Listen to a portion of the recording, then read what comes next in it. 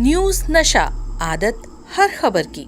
उत्तर प्रदेश में 2024 के लोकसभा चुनाव में मतदाताओं की उंगलियों पर लगी स्याही अभी सूखी भी नहीं है कि उपचुनाव की सियासी हलचल तेज हो गई। सूबे की 10 विधानसभा सीटों पर होने वाले उपचुनाव को लेकर राजनीतिक बिसात बिछाई जाने लगी है। लोकसभा चुनाव में मिली हार का हिसाब बीजेपी उपचुनाव में करना चाहती है, जिसके लिए उनके सिपहसालारों ने मोर्चा संभाल लिया है। ऐसे में सबसे ज्यादा साख सपा प्रमुख अखिलेश यादव की दांव पर लगी है, क्योंकि 10 में से 5 सीटें सपा विधायकों के इस्तीफे के बाद खाली हुई है। लोकसभा चुनाव में मिली जीत से जो सियासी माहौल बना है, उसे भी बरकरार रखने की चुनौती सपा के सामने उपचुनाव में है। लोकसभा चुनाव में बीजेपी को सबसे गहरा जख्म सपा प्रमुख अखिलेश यादव ने देने का काम किया है। उत्तर प्रदेश में बीजेपी 62 लोकसभा सीटों से घटकर 33 सीट पर आ गई है, तो सपा 5 से बढ़कर 37 सीट पर पहुंच गई है। अखिलेश यादव सहित सपा के 4 विधायक 2024 में सांसद बनने में कामयाब रहे हैं, जिसके चलते ही उनकी सीटें खाली हुई हैं। इसके अलावा सपा विधायक इरफान सोलंकी को सजा होने के चलते उनकी सीट खाली हुई है। इस तरह सूबे की 10 विधानसभा सीटों पर होने वाले उपचुनाव में 5 सीट सपा के खाते से है। इसके अलावा 3 सीटें बीजेपी विधायकों के इस्तीफे से रिक्त हुई है, तो एक सीट आरएलडी व निषाद पार्टी के विधायक के सांसद चुने जाने की वजह से खाली हुई है। उत्तर प्रदेश की जिन 10 विधानसभा सीटों पर उपचुनाव होने हैं, उसमें सपा विधायकों के इस्तीफे से खाली होने वाली करहल, सीसामऊ, मिल्कीपुर, कटहरी और कुंदर की सीट है। अलीगढ़ की खैर, गाजियाबाद और फूलपुर सीट बीजेपी विधायकों के इस्तीफे से खाली हुई है, जबकि मझवा निषाद पार्टी और मीरापुर विधानसभा सीट आरएलडी कोटे की सीट रिक्त हुई है। इन 10 विधानसभा सीट पर अगस्त महीने तक उपचुनाव होने की संभावना है। इसके चलते सपा, बीजेपी, बसपा सहित सभी राजनीतिक दल उपचुनाव के लिए अपनी एक्सरसाइज शुरू कर दी है।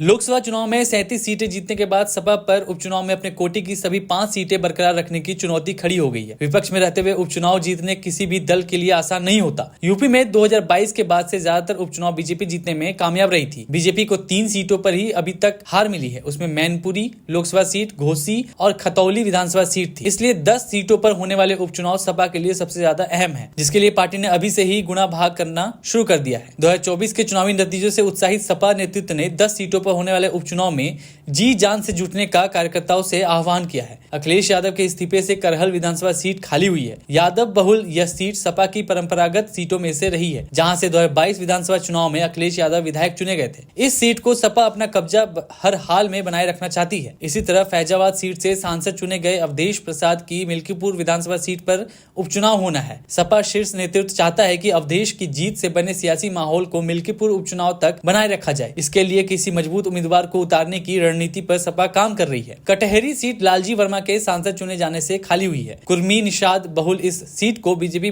हर हाल में जीतने की कवायद में है, तो बसपा की नजर है। ऐसे में सपा इस सीट को अपना कब्जा जमाए रखना चाहती है, जिसके लिए किसी ओबीसी नेता को उतारने का प्लान बनाया है। लालजी वर्मा की बेटी श्रेया वर्मा को भी इस सीट के प्रमुख दावेदार माना जा रहा है। सीसामऊ सीट इरफान सोलंकी को सजा देने से खाली हुई है। इस सीट पर सोलंकी परिवार का दबदबा रहा है। ऐसे में इरफान सोलंकी के परिवार से ही किसी को उतारा जा सकता है। मुजफ्फरनगर की मीरापुर विधानसभा सीट पर भी चुनाव होने हैं, जो आरएलडी विधायक चंदन चौहान के इस्तीफे से खाली हुई है। 2022 में आरएलडी यह सीट सपा के साथ गठबंधन में रहते हुए जीती थी, लेकिन अब दोनों की राह एक दूसरे से जुदा हो चुकी है। ऐसे में सपा यह सीट आरएलडी से हर हाल में छीनने की कवायद करती हुई नजर आएगी। इसी तरह मिर्जापुर की मझवा विधानसभा सीट 2022 में निषाद पार्टी के विधायक चुने गए थे, जो अब भदोही से बीजेपी के सांसद बन गए हैं। ऐसे में मझवा विधानसभा पर सपा अपना कब्जा जमाने के फिराक में है, जिसके लिए किसी ओबीसी पर दांव खेल सकती है। बीजेपी के कब्जे वाली खैर, फूलपुर और गाजियाबाद विधानसभा सीट पर उपचुनाव है, जिसमें 2 सीटें सपा अपने सहयोगी कांग्रेस को दे सकती है। कांग्रेस 2 सीटें मांग रही है, लेकिन वो गाजियाबाद सीट को लेकर इच्छुक नहीं है। ऐसे में देखना है कि कांग्रेस के साथ लोकसभा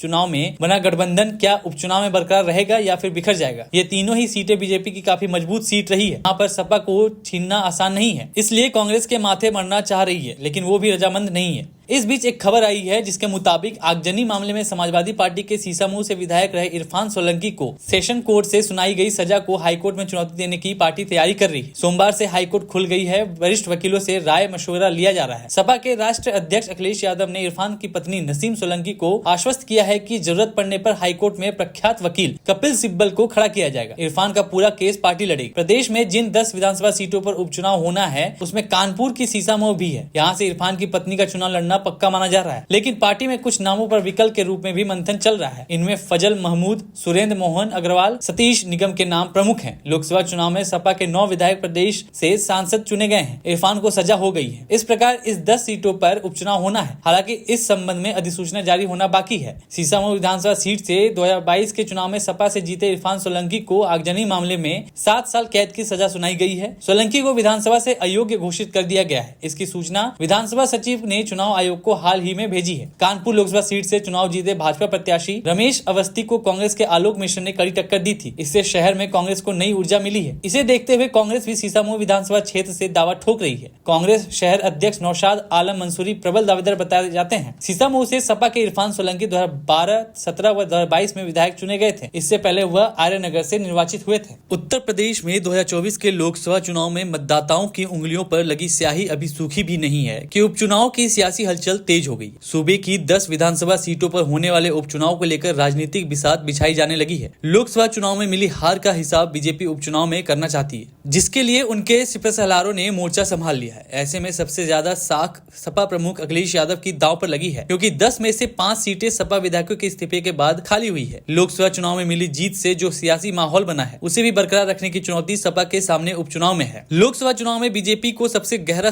जख्म सपा प्रमुख अखिलेश यादव ने देने का काम किया है। उत्तर प्रदेश में बीजेपी 62 लोकसभा सीटों से घटकर 33 सीट पर आ गई है, तो सपा 5 से बढ़कर 37 सीट पर पहुंच गई है। अखिलेश यादव सहित सपा के 4 विधायक 2024 में सांसद बनने में कामयाब रहे, जिसके चलते ही उनकी सीटें खाली हुई हैं। इसके अलावा सपा विधायक इरफान सोलंकी को सजा होने के चलते उनकी सीट खाली हुई है। इस तरह सूबे की 10 विधानसभा सीटों पर होने वाले उपचुनाव में 5 सीट सपा के खाते से है। इसके अलावा 3 सीटें बीजेपी विधायकों के इस्तीफे से रिक्त हुई है, तो एक सीट आरएलडी व निषाद पार्टी के विधायक के सांसद चुने जाने की वजह से खाली हुई है। उत्तर प्रदेश की जिन 10 विधानसभा सीटों पर उपचुनाव होने हैं, उसमें सपा विधायकों के इस्तीफे से खाली होने वाली करहल, सीसामऊ, मिल्कीपुर, कटहरी और कुंदर की सीट है। अलीगढ़ की खैर, गाजियाबाद और फूलपुर सीट बीजेपी विधायकों के इस्तीफे से खाली हुई है, जबकि मझवा निषाद पार्टी और मीरापुर विधानसभा सीट आरएलडी कोटे की सीट रिक्त हुई है। इन 10 विधानसभा सीट पर अगस्त महीने तक उपचुनाव होने की संभावना है। इसके चलते सपा, बीजेपी, बसपा सहित सभी राजनीतिक दल उपचुनाव के लिए अपनी एक्सरसाइज शुरू कर दी है। लोकसभा चुनाव में 37 सीटें जीतने के बाद सपा पर उपचुनाव में अपने कोटे की सभी 5 सीटें बरकरार रखने की चुनौती खड़ी हो गई है। विपक्ष में रहते हुए उपचुनाव जीतने किसी भी दल के लिए आसान नहीं होता। यूपी में 2022 के बाद से ज्यादातर उपचुनाव बीजेपी जीतने में कामयाब रही थी। बीजेपी को 3 सीटों पर ही अभी तक हार मिली है। उसमें मैनपुरी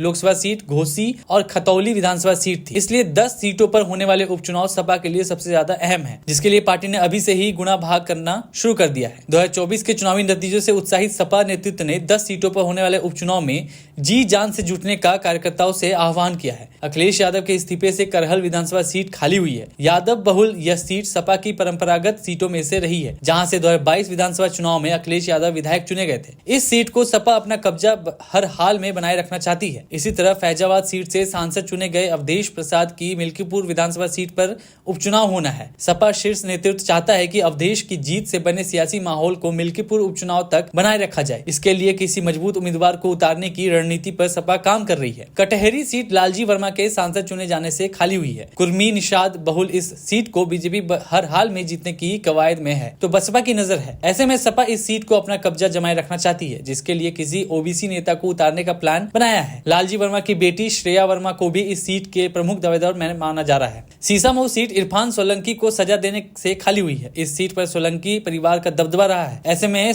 इरफान सोलंकी के परिवार से ही किसी को उतारा जा सकता है। मुजफ्फरनगर की मीरापुर विधानसभा सीट पर भी चुनाव होने हैं, जो आरएलडी विधायक चंदन चौहान के इस्तीफे से खाली हुई है। 2022 में आरएलडी यह सीट सपा के साथ गठबंधन में रहते हुए जीती थी, लेकिन अब दोनों की राह एक दूसरे से जुदा हो चुकी है। ऐसे में सपा यह सीट आरएलडी से हर हाल में छीनने की कवायद करती हुई नजर आएगी। इसी तरह मिर्जापुर की मझवा विधानसभा सीट 2022 में निषाद पार्टी के विधायक चुने गए थे, जो अब भदोही से बीजेपी के सांसद बन गए हैं। ऐसे में मझवा विधानसभा पर सपा अपना कब्जा जमाने के फिराक में है, जिसके लिए किसी ओबीसी पर दांव खेल सकती है। बीजेपी के कब्जे वाली खैर, फूलपुर और गाजियाबाद विधानसभा सीट पर उपचुनाव है, जिसमें 2 सीटें सपा अपने सहयोगी कांग्रेस को दे सकती है। कांग्रेस 2 सीटें मांग रही है, लेकिन वो गाजियाबाद सीट को लेकर इच्छुक नहीं है। ऐसे में देखना है कि कांग्रेस के साथ लोकसभा चुनाव में बना गठबंधन क्या उपचुनाव में बरकरार रहेगा या फिर बिखर जाएगा। ये तीनों ही सीटें बीजेपी की काफी मजबूत सीट रही है। यहाँ पर सपा को छीनना आसान नहीं है, इसलिए कांग्रेस के माथे मरना चाह रही है, लेकिन वो भी रजामंद नहीं है। इस बीच एक खबर आई है जिसके मुताबिक आगजनी मामले में समाजवादी पार्टी के सीसामऊ से विधायक रहे इरफान सोलंकी को सेशन कोर्ट से सुनाई गई सजा को हाईकोर्ट में चुनौती देने की पार्टी तैयारी कर रही है। सोमवार से हाईकोर्ट खुल गई है। वरिष्ठ वकीलों से राय मशवरा लिया जा रहा है। सपा के राष्ट्रीय अध्यक्ष अखिलेश यादव ने इरफान की पत्नी नसीम सोलंकी को आश्वस्त किया है कि जरूरत पड़ने पर हाईकोर्ट में प्रख्यात वकील कपिल सिब्बल को खड़ा किया जाएगा। इरफान का पूरा केस पार्टी लड़ेगी। प्रदेश में जिन 10 विधानसभा सीटों पर उपचुनाव होना है उसमें कानपुर की सीसामऊ भी है। यहाँ से इरफान की पत्नी का चुनाव लड़ना पक्का माना जा रहा है, लेकिन पार्टी में कुछ नामों पर विकल्प के रूप में भी मंथन चल रहा है। इनमें फजल महमूद, सुरेंद्र मोहन अग्रवाल, सतीश निगम के नाम प्रमुख हैं। लोकसभा चुनाव में सपा के 9 विधायक प्रदेश से सांसद चुने गए हैं। इरफान को सजा हो गई है। इस प्रकार इस 10 सीटों पर उपचुनाव होना है। हालांकि इस संबंध में अधिसूचना जारी होना बाकी है। सीसामऊ विधानसभा सीट से 2022 के चुनाव में सपा से जीते इरफान सोलंकी को आगजनी मामले में 7 साल कैद की सजा सुनाई गई है। सोलंकी को विधानसभा से अयोग्य घोषित कर दिया गया है। इसकी सूचना विधानसभा सचिव ने चुनाव आयोग को हाल ही में भेजी है। कानपुर लोकसभा सीट से चुनाव जीते भाजपा प्रत्याशी रमेश अवस्थी को कांग्रेस के आलोक मिश्र ने कड़ी टक्कर दी थी। इससे शहर में कांग्रेस को नई ऊर्जा मिली है। इसे देखते हुए कांग्रेस भी सीसामऊ विधानसभा क्षेत्र से दावा ठोक रही है। कांग्रेस शहर अध्यक्ष नौशाद आलम मंसूरी प्रबल दावेदार बताए जाते हैं। सीसामऊ से सपा के इरफान सोलंकी 2012, 17 व 2022 में विधायक चुने गए थे। इससे पहले वह आर्यनगर से निर्वाचित हुए थे। और आप हमसे जुड़े रहने के लिए